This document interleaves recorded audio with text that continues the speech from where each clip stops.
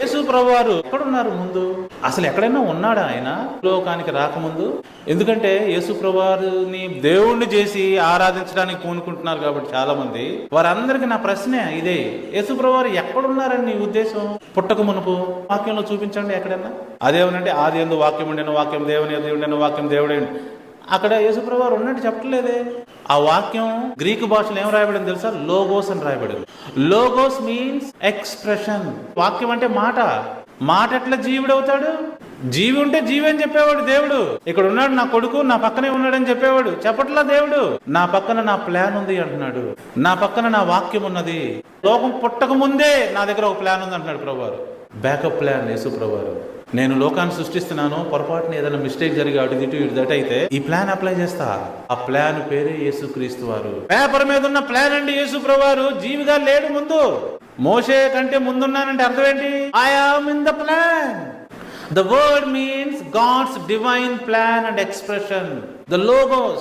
Jesus existed in that plan not as a living being. He came into existence when the word was made flesh.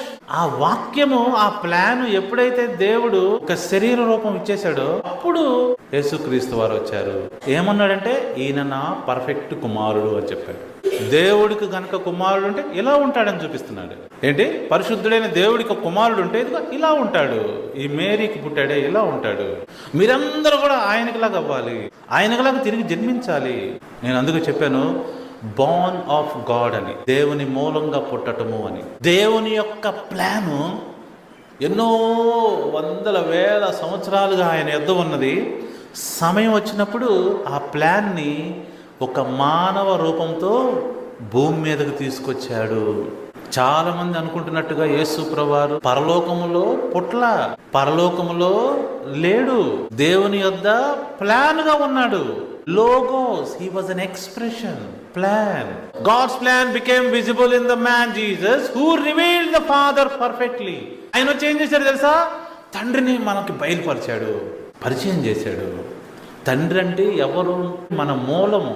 నీ తండ్రి నా తండ్రి అని చెప్పాడు యేసు ప్రభువారు. కానీ అపవాది యొక్క మాయలో పడిన మతము, క్రైస్తవ మతము భయంకరమైన మోసంలో ఉందండి. ఇప్పటికైనా కళ్ళు తెరిస్తే, ఇప్పటికైనా సత్యం అర్థం చేసుకోగలిగితే వారు రక్షించబడతారు.